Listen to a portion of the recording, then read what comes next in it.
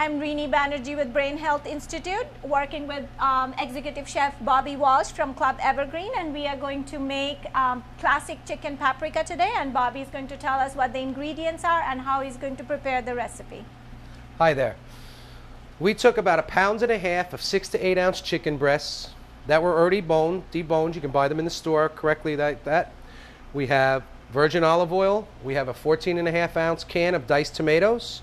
We have 1 finely chopped Vidalia onion, 1 tablespoon of fresh ground black pepper, 3 tablespoons of paprika, and 3 ounces of light cream.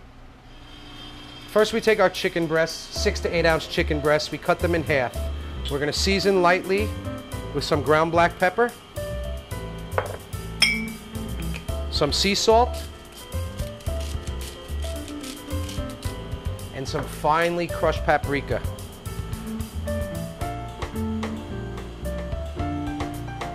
Okay, we're going to turn them over and we're going to season on both sides. This way when you flip the chicken over, both sides look the same.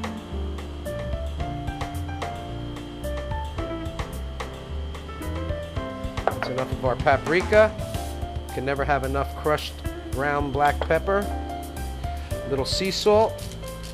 Do it on a separate pan. Whenever you're cooking chicken, always keep it separated from everything else. Okay, we're going to take these over to our frying pan right now, where we put 1 tablespoon of olive oil inside. We're going to lightly saute the chicken breast. Goes about 3 minutes on each side. You want to get a golden brown color. This way it releases all the juice and all the flavors. They will take about 3 minutes on each side. The recipe does call for either thigh or boneless, skinless thigh meat or chicken breast. I would prefer that you use chicken breast because it is the least amount of fat. Thigh meat is a dark meat and it has more fat. So this way you are cutting down on the fat content of the finished recipe also. And it is also, easier to cook. Don't turn the heat on too high because you don't want to burn them. You want them to come out nice and golden brown. You'll get good color from the paprika that's on there.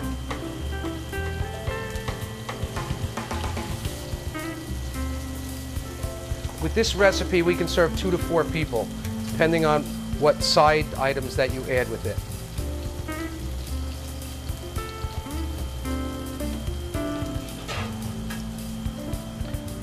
Right now, I'm going to get the rest of my ingredients and bring them over. This way we bring them close to the pan. When you cook your chicken breasts, you're going to make the sauce. You're going to remove the chicken from the pan for 1 moment. See that color? Look how nice and golden brown that comes out.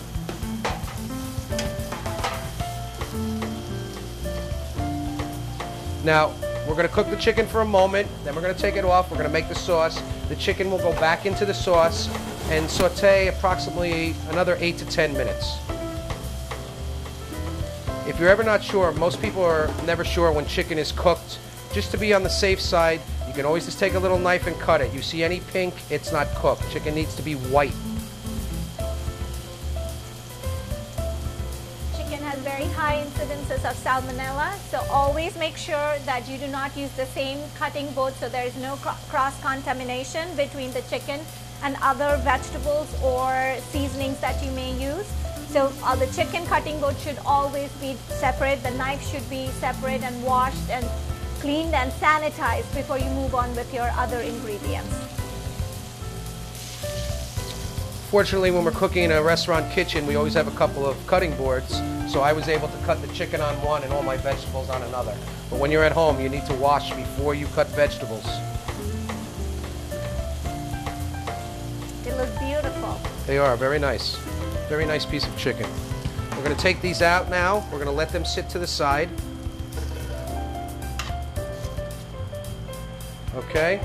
Now we add about 1 tablespoon of olive oil. Just so the vegetables do not burn. Okay, we're going to add our onion. I just added my onions to a little olive oil. We're going to cook the onions for about 3 minutes or until they start to turn glassine. Then we will add the rest of our vegetables and our seasonings. it's important to cook the onions a little bit before you put everything else in.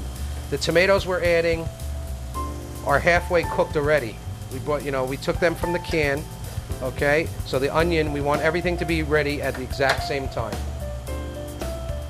And I hope you have noticed that we are using even though olive oil is supposed to be a better oil, we are still using very little. We are enough to just cover the pan, so we are sauteing it. So when it is a finished product, it's not very high in fat, and that is what we are hoping for. The American Heart Association recommends that less than 30% of our calories should come from fat, and that is what we should aim for whenever we are trying to cook or buy products from the store. If you cook in pans that are non-stick, you can always use less oil or butter when you're cooking. Okay, so the good thing is you get a nice non-stick pan and you can cook, you can brown almost any protein with very little oil. Okay, now we're going to add our tomatoes. It's about 14.5 ounces, isn't it? 14.5 ounces of tomatoes. 1 can from the store. We add the rest of our paprika that we measured out.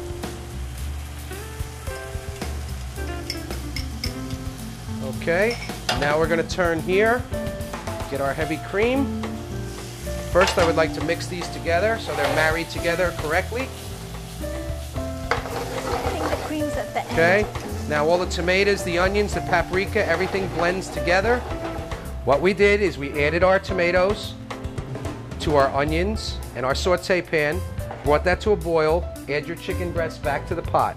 Okay, you're going to turn this down to a simmer and you're going to let it cook 8 to 10 minutes. Cover it up.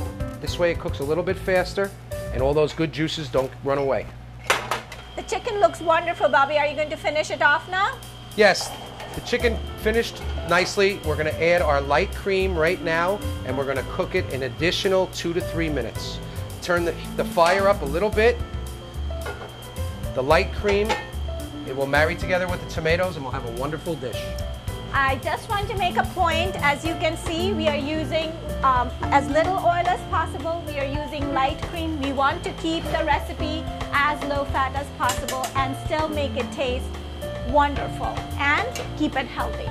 I hope you enjoy it because it's looking absolutely wonderful.